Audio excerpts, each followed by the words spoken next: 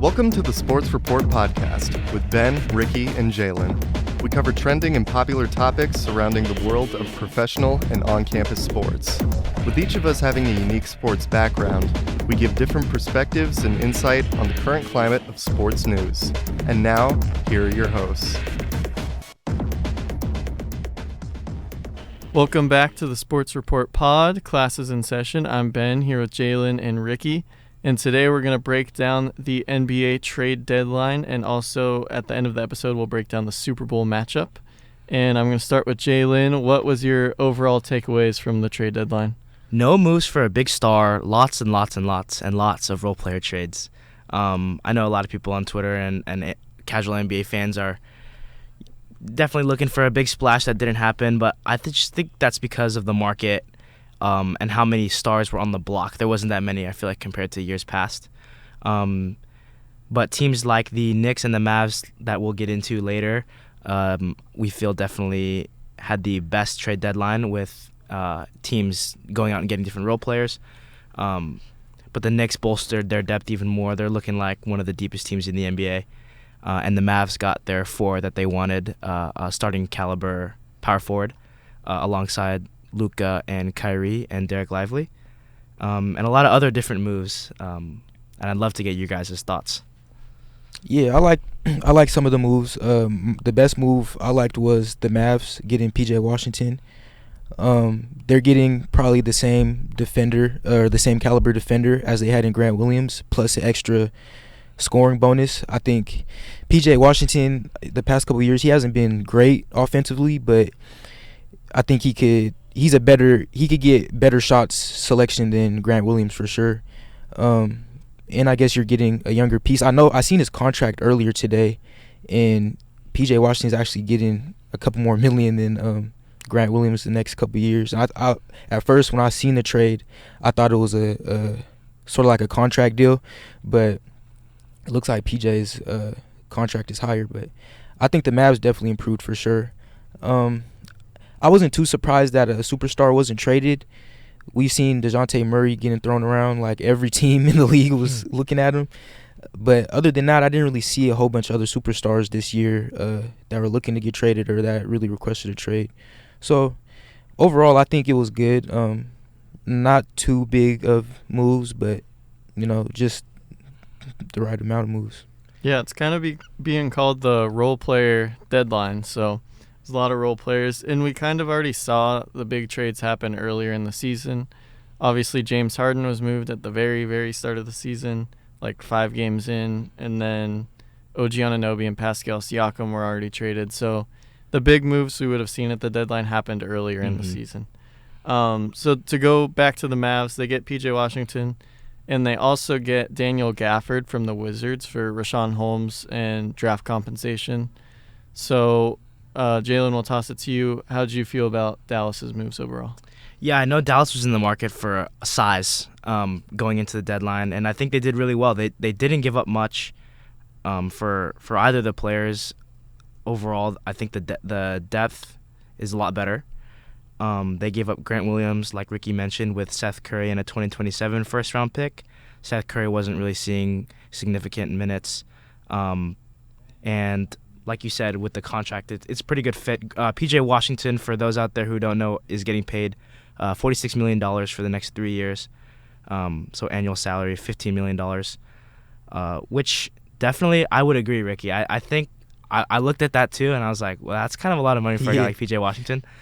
But the Mavs can pay it, and Gafford is a nice addition to a front court that already included Derek Lively, who's had a really good rookie campaign.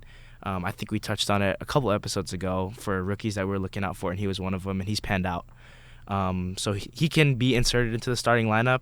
He can be a nice backup center, provide rim protection and rebounding for that team.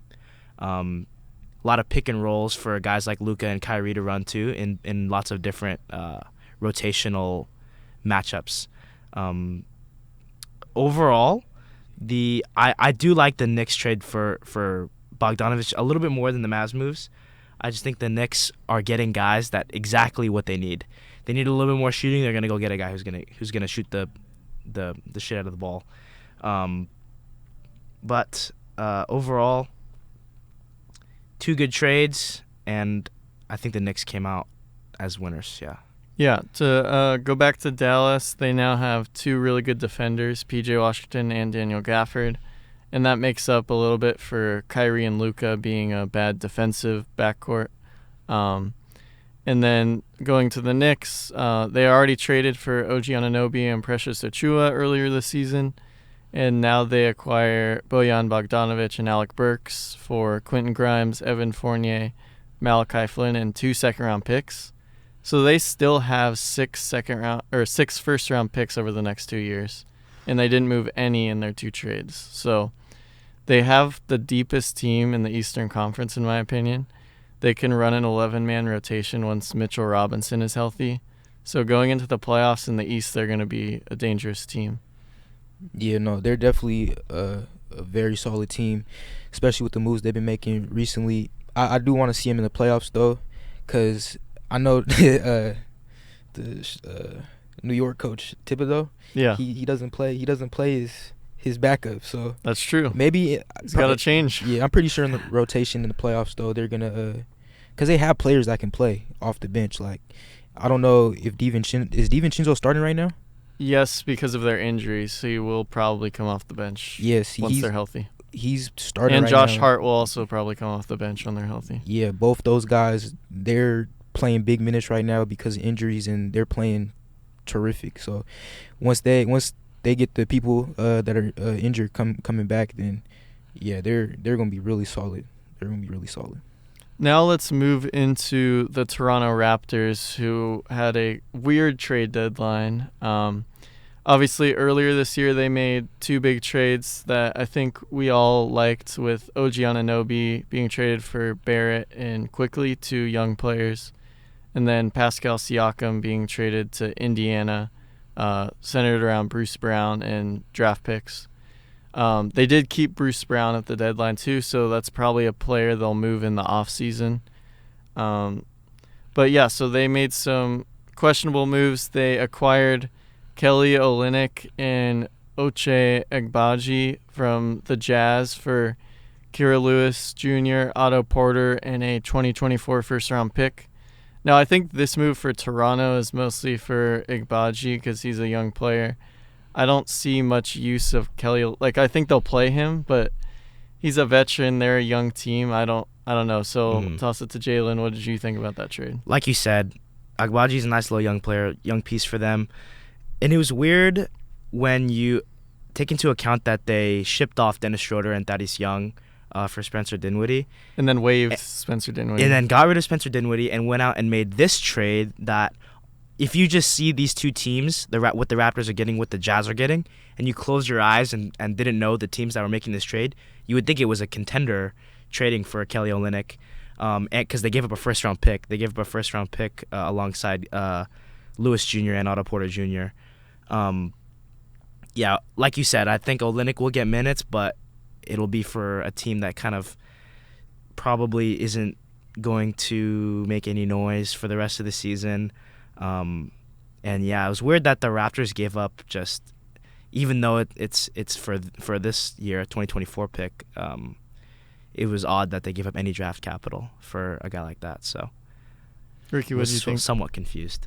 Yeah, I'm looking at Kelly Olynyk's contract right now, and this is his last year on his contract. So maybe that's part of the reason why they traded for him, just because it was the last year. Cap flexibility. Yeah, I think overall these trades are pretty much just rebuilding trades. But I don't understand why they gave up a first pick, I guess you said it was this year, and I don't think the draft classes. They might not think it's definitely a weak draft class. Yeah. That's why no teams were really asking for first-round picks for the most part. And that created, I feel like, such a weird kind of pull this year at the deadline, where it's like teams want to go out and get guys obviously every year, but first-round picks are worth just a little bit less. So it was a weird influx of what had value and what didn't. And I think we saw that with so many second-round picks getting traded, and pretty much, I mean, I feel like there's a second-round pick involved in like every other trade. Well, even with the second-round picks, most of them that I saw were like 2027 or 2030, so not even this draft class. Like top 55 protected, stuff like that. Yeah, so it's a weird trade deadline for sure. But yeah, Toronto is now going to waive Dinwiddie, so we'll talk about him more later with the buyout market. But the Raptors, it was just they're buying and selling at the same time. I think ultimately with Dinwiddie and Olynyk, they wanted cap space for the offseason, so I guess I just don't get the first-round pick traded. Agbaji is a nice young player. I don't think he would be worth the first-round pick in a trade. But I love when teams pick a direction. Yeah. I think OKC is obviously one of the biggest examples of that. Their whole what Sam Presti did over the past 5-6 years, they picked a direction and they said, okay, we're going to use these years to do this and we want to contend in this time frame, and they did it. When teams are kind of in between that, a lot of questionable moves get made, and that's when you start paying for little moves. So we'll see how that pans out for the Raptors. Yeah, don't be surprised if the Raptors get a free agent this year, because they'll have money for it. They're definitely going to have money, and I wouldn't be surprised if a big star goes to Toronto. And we seen Kawhi go there, and he had a blast down there, even though he wanted to go back to the Clippers. Yeah, went there for a year, won a ring, and went to LA. Yeah, somebody could get a bag off Toronto if next year for sure. They got the money for it. Yeah, now moving on to the Philadelphia 76ers, another team who had a very weird trade deadline. First off, it looked like, okay, even though Joel Embiid's hurt, we don't know when we're going to get him back, we're going to buy. They go out and trade for Buddy Hield from the Pacers. They get trade away Marcus Morris, Furkan Korkmaz, who was waived by the Pacers, a 2024 second-round pick, a 2029 second-round pick, via Portland, and then a 2029 second-round pick via the Clippers. So they're buying with that trade. They're getting a scorer and a shooter who will fit well while Embiid's out and when Embiid's back in. But then they trade away Patrick Beverley to the Milwaukee Bucks, and then they trade away Jaden Springer to the Boston Celtics. So it seemed like they were buying and selling. Again, Jalen, to your point, a team that's not really picking a direction. So if you want to go more into that. Yeah, getting rid of Pat Bev, if you just look at now their roster before and after, right? Lose Pat Bev, now they got Buddy Hield, much better shooter, much better scorer. But Pat Bev was serving a particular role for them that was, I feel like, very vital in their winning season. On the Bucks end, receiving Patrick Beverley, that's perfect for them, I think. Getting another guy who's very gritty, who's very focused on winning at this point in his career, to an organization that just got a head coach. And that whole debacle that we went over last episode. But yeah, just another... It almost seems like sometimes teams are making moves to make moves when it's like you can just do what you need to do and have it be it because of circumstance. If that's all that the other teams are giving you is this Buddy Hield trade, right? We can just walk away from that saying, okay, look, this was everything that we could control, we controlled. We got our guy. Obviously, with Joel Embiid being hurt is something we cannot control, but we got better. And then that one extra move, because I think the Buddy Hield move was first, very early in the day, and Pat Bev was right at the end. And Pat Bev announced his own trade, by the way, with his Pat Bev Pod Twitter account. Yes. Him and Roan on there. But excited for Pat Bev on another contending team, and the Sixers are going to have a lot of things to prove. Yeah, trading Pat Bev to the Ops is crazy. I'm not gonna lie. You're trading like definitely Pat Bev is gonna be great for the Bucks for sure. I mean, just the veteran presence alone, and they need defense. They don't need no more offensive players. They could score as many points as they want. But yeah, I don't just like you said, I don't really know why they could have just left it alone with the Buddy Hield trade. I don't think that they're just really just trading the trade. And it's not like they got much back. I mean, Cam Payne is, in my opinion, a downgrade, even though he takes many more shots and scores a little bit more. But that's not what they need. Yeah. So, yeah, I definitely agree. It was a downgrade. And we'll see if they could keep the 5 seed while Embiid's out for at least a few weeks. Definitely could be a lot longer as he recovers from the torn meniscus. And now we'll move into the teams that didn't really make any moves, or maybe made one that was very minor. So we'll start with the Lakers. Lakers made no moves at all. I stayed up all night waiting to see if they were going to make any moves. They didn't. And apparently, Rob Pelinka believes that they're going to have 3 first-round picks to trade. We talked about this a little bit last episode in the offseason. So they wanted to keep that to go after a star. So they believe they could get Donovan Mitchell. I do not believe they could get Donovan Mitchell. Trae Young's another option, but I don't see either one happening. And I get you don't want to trade your first-round pick. That's fine. All these teams are trading second-round picks. They couldn't do that to go get a role player. It was just questionable to me. Now they are going to attack the buyout market. They're already linked to Spencer Dinwiddie and Marcus Morris. So those are 2 players who could be very impactful. But it's not a guarantee you're going to get them. A trade, you're like for sure, okay, this guy's going to be on our team. He's going to be a nice bench player for us.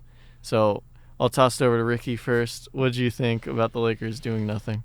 I don't know, Ben. I feel like you said it all. I think this is going to be another playing year for you guys. I mean, the only team I see going down is the Pelicans. But other than that, I mean, I've been looking at the Mavs play recently, and they upgraded. Yeah, Kyrie and Luka is just insane. With defenders now too. Yeah, Luka gets whatever he wants whenever he wants. Definitely. I definitely feel like they're gonna move up. The Kings, I think they're gonna stay or move up a little bit, but the Pelicans is the only team I see dropping. So yeah, I don't know. It's the West. They're hooping right now. They're hooping. I don't. It looks like it's gonna be another tough year for them. But once they make the playoffs, the Lakers, they'll be fine. I think they could compete with anybody in the playoffs, especially. So. Yeah, like we mentioned, I believe last week or maybe the week before that, a similar outlook for the Lakers in terms of where they're going to finish in the standings as last year, which I think is completely fine. At this point in the season with LeBron and AD trying to compete and stay afloat while also, just needing to get to the playoffs is fine for them.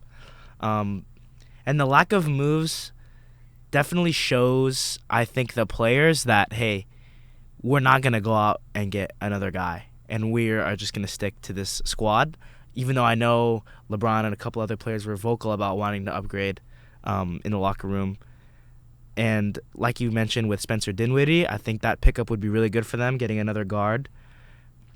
But overall, I want to talk more about my Kings, who didn't do anything at the deadline. And they did trade for Robin Lopez. We did do something. And they're waiving him. We got Robin Lopez for a couple hours. Yes. Not even that. Yeah, I think that trade was pretty much just cash, which is, pretty much like you didn't make a trade. But they're 29 and 21, sitting at the 7th seed, so they would host the play-in game right now. That's the Kings. And they've been playing so inconsistent lately. Goodness gracious. Just last night, they lost to the Pistons at home. They can't guard anything right now. I would have loved to see them get a defensive upgrade somewhere, especially in the interior. Sabonis does so much of the load down low. He rebounds. They count on him to defend the perimeter and in the paint. It would be nice to get another guy who could rebound really well. I feel like Fox has taken steps up rebounding every single year, and he's a point guard. So having a little bit more defined roles, because Mike Brown tries to run that like Warriors-esque offense with a lot of movement and a lot of small ball, which is perfect on the offensive side. But when we can't guard anything on the other end, it's super frustrating. It's tough to win games. Ricky, with your prediction of them kind of staying, I fear that they're going to drop. I really do. I think Fox was having such an unbelievable run at the beginning of the year. It's kind of tailed off a little bit now. And their ways to win, it just gets less and less, I feel like. So I would have loved to see them go get a tier 2 guy who can defend the wing and shoot the ball a little bit for someone like Herter or Davion Mitchell. And Herter's just so inconsistent. But a little bit of the same position as the Lakers. So Ben, me and you kind of in the same boat after the trade deadline this year. Yeah, I think for the Lakers, I'm good with them keeping the core of their roster together. I wasn't really vocal about them making the DeJounte Murray trade once D'Lo started to play better. So I think that was fine. I think they still should have made a little trade for a role player, but I do think once you have LeBron and AD in the playoffs with a pretty good roster overall, you could still make some noise. And the West is wide open. It's very competitive, but a team like the Timberwolves that doesn't have a ton of playoff experience on their roster, I think LeBron and AD and the Lakers could possibly take them down. But teams like the Clippers and the Nuggets, I don't know if we have enough to compete with them. Especially in a 7-game series. Exactly, yeah. It's okay, Ben. Gabe Vincent will be back soon. He will be, and Vando. That's what they were hoping. I saw a report. They're hoping they will return and be impactful role players for the playoff push. So Gabe Vincent on the way. Always comes down to who's healthy at come playoff time. 82-game season, you just got to survive. Yeah. So we'll pivot to a couple other teams that didn't make a move that were expected to. So the Golden State Warriors are obviously a big one. Stephen Curry is playing really well. The rest of their roster, not so much. Ricky, were you surprised that the Warriors didn't do anything besides trading away Corey Joseph to save some cash? Honestly, I'm not too surprised. I wouldn't the Warriors are in a tough position right now. I don't think they can trade their core guys like Klay, Draymond, even though they're not playing the best right now. I feel like if they decide to trade those players, then they'll get backlash of the Jordan Poole trade that they did before the season or previously. They're just playing bad right now. I mean, I think defensively they're not playing that good. Curry's he's still being Curry, but it's a team game. I do think they're gonna make the play-in though. I don't see the Jazz. I see the Jazz dropping for sure. I do feel like after the All-Star game, they will start, winning more games and figuring out. They've been together for so long. I feel like they have to figure it out. And if they do make the playoffs, if they do make the play-in, then they're also going to be in the same boat. I feel like the Lakers, they're going to be able to compete and beat anyone that's also in the playoffs. Do you think they can move up into the play-in? Definitely, yeah. They're only 3 games back from the Jazz. I mean, it's still early to figure it out. I definitely think they'll make it. The Jazz is the 10th, so I mean the Jazz are cool, but they're not. I can't put my money against Curry and the Warriors and what they do every year. So this is the first year I think we've seen a really huge drop-off from the production of the Splash Bros and Draymond Green and guys like that who have been part of their core for a while. Steph is unbelievable. He's cementing his first ballot Hall of Fame career with just another career year, scoring at will. I feel like his shooting just gets better. As he's getting more physical, his style of play is becoming more and more effective. And he's taking on a bigger load now that he's the only guy scoring for that team. But like you said, Klay super inconsistent. Draymond, kind of a shell of both offensive and defensive production. Their pieces aren't very good, especially when compared to the past. My hot take is that I don't think they're going to make the play-in. I think right now it's so even, and there's so many teams that are hungry. I think if the Jazz aren't the team to do it, I'm looking down here, I see the Rockets as well. I can't really see them making it either. So maybe they will. There's 10 spots, so it's so many teams make it.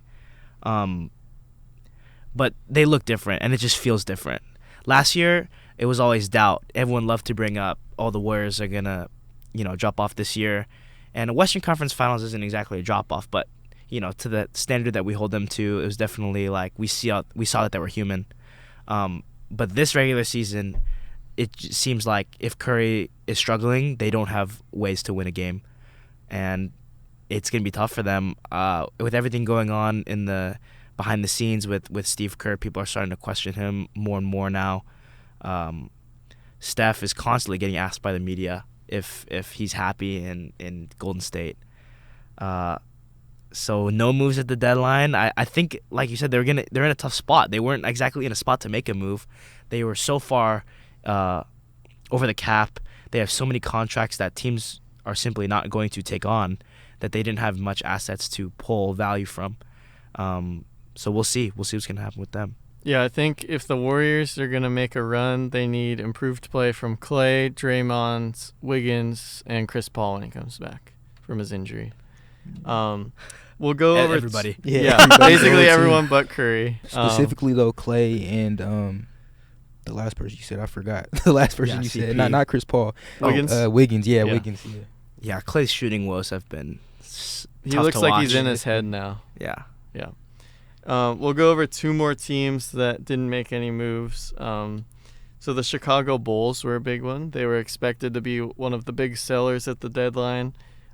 Obviously, pieces like Zach LaVine, DeMar DeRozan, Andre Drummond were expected to be available. Alex Caruso also had a lot of interest from teams. And they do nothing at all. The front office believes they can win with this roster. We'll start with Jalen. What do you think about the Bulls' approach at the trade deadline? Yeah, that front office claim is definitely just for damage control. There's no possible way they could be looking in that roster saying, even if we make the 9 or the 10 seed, we're going to win a playoff series? No way. With LaVine being out, it definitely hurts them because he was a guy that I feel they were shopping around for a while. And I got the sense that teams were high on a guard market for going into this deadline. So I think they definitely could have gotten a deal done for him if he didn't get hurt. But DeRozan is tough to put on the block at this point in his career.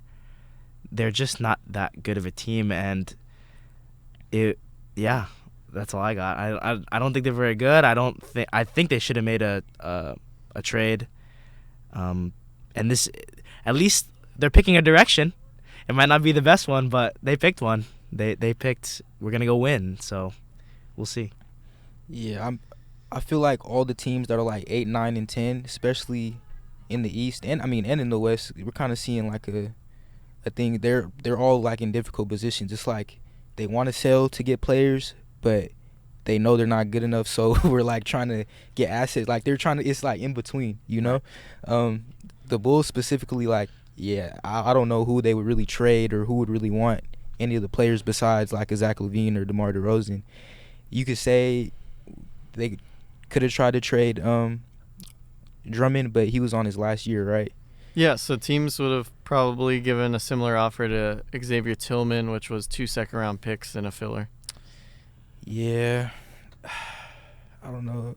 I don't know. Yeah, I mean, it's the better Bulls. than losing him for nothing in free agency.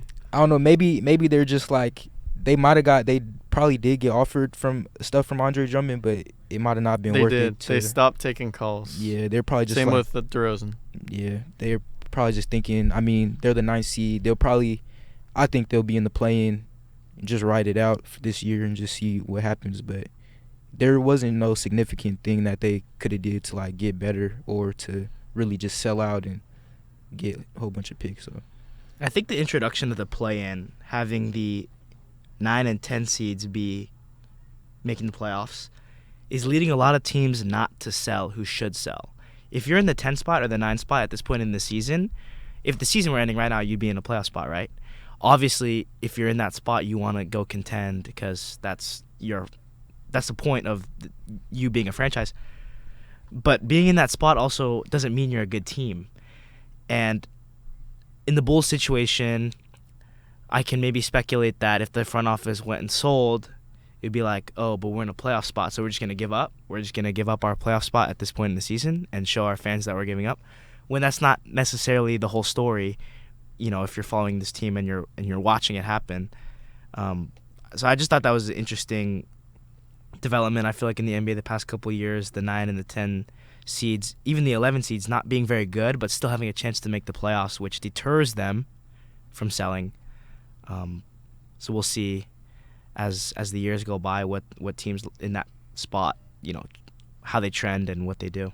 Yeah, we talked about that a little bit off air. It seems like now there's maybe 22 to 24 teams that feel like they can make the play-in, so they're not really selling at the deadline like we've seen in the past. So it seems like in the off-season more we'll see big moves, and trade deadline might be more smaller like this now. It's just role players. And that makes sense, right? Because if you're a 15 bottom feeder and you're selling, and you're the team that is selling, you're obviously not very good, so you don't have that many good players to sell off. The teams that previously, in any sport, that has a star, but they're going to miss out of the playoffs this time of year, and they're kind of right on the cusp, they still probably, you know, have really good players to go sell, but Now, instead of those teams that have really good players that want to sell being sellers, they still are going to make the playoffs, which makes it so that people want to keep their players more. And so, yeah, the trade deadline might just become a little bit smaller of a event because of that. Yeah, so we'll go over one more team at the trade deadline. The Atlanta Hawks were also another team that was expected to make a lot of moves. DeJounte Murray obviously was linked to many teams for weeks. Nothing happened. They didn't trade DeAndre Hunter, Sadiq Bey, or Clint Capella, or Bogdan Bogdanovic. So they had a lot of pieces that could have been moved and didn't. So, Ricky, what did you think of the Hawks' approach of standing pat at the deadline? Yeah, I mean, they're pretty much in the same position as the Bulls, the Lakers, the Warriors. Like, they're in that in-between where, well, recently they've been actually playing pretty good. Not pretty good, but DeJounte Murray, the person that they wanted to move, has been playing pretty good. So it's really hard to trade him. And then they see the fans are like, oh, he's playing good, or like, they've been playing good, and they trade him. And they're like, oh.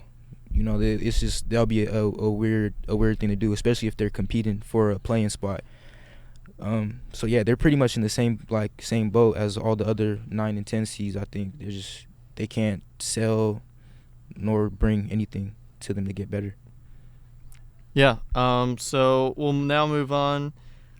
So before we move on to the Super Bowl preview, the Kobe Bryant statue in front of Crypto.com Arena is being revealed tonight as we're recording this, 2/8/24.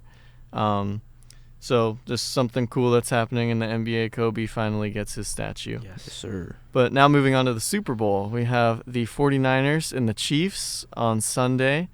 We'll start with Jalen. What do you think about this game? I know the 49ers are favored. Yeah, amazing Super Bowl rematch. The more days go by and the more media I see on clips on social media and stuff, the more I get excited. This is a really great matchup of, honestly, probably the two best teams in the league. After we saw what happened when the Chiefs went up against the Ravens, Chiefs proved that, we belong here, guys. Stop writing us off. Mahomes has a chance to cement himself now as a top 3 quarterback, definitely all time. He's in that conversation right now, but the merit of his argument still isn't quite there just because of his youth. But he's got a chance to really, really start pushing for, these superlatives that we can't deny him now. And Brock Purdy has a chance to go from Mr. Irrelevant to a Super Bowl winner in just his second year, and I feel like people are still going to write him off, which is unacceptable. Brock Purdy slander, unacceptable. He's very good. Matchup-wise, I think it's super interesting because the Chiefs, just like we've been saying all playoff run, their defense. The Niners' defense has been so good for so many years, but kind of got exposed in the past couple of games against the Packers and the Lions. So it's just about, I think, it's a bend, don't break for the Niners, especially in the first half. Chiefs are notoriously good in the first half. I know during the regular season they had a bit of a slip. But in this playoff run, they've been dominating teams in the first 30 minutes of the game. I'm just excited. Yeah, the 49ers about to get blown out Sunday. I got the 49ers getting blown out. The 49ers been starting slow. The past, all their playoffs games they played this year, they started slow. Patrick Mahomes he's not going for that. He's not going to let him back in the game. He's not going to toy with him. Yeah. If the 49ers start slow, then it's wraps. The whole game, they're done. But yeah, I have the Chiefs. I really don't have nothing to say. The last couple weeks, it's been crazy. The stuff that the Chiefs have been able to do, and I know Andy Reid is a big part of it as well. And I don't think a lot of people give him credit for the stuff he does and just the schemes that he comes up with. The way they dominate teams, even the Ravens game, it was like a close game, pretty much the whole game, but you could tell the dominance in the game, if that makes sense. But yeah, I have the Chiefs winning the Super Bowl. Patrick Mahomes definitely top 3. I put him damn near top 1. Yeah. Andy Reid never panics either. He's never listening to all the noise about the Chiefs having a down year. It's just, no, we have the formula, guys. We're going to go show you that this is how to win a football game. And they go out and do it every single time. Yeah, I'm also picking the Chiefs to win. Just kind of what you guys both said. Their defense is playing really well.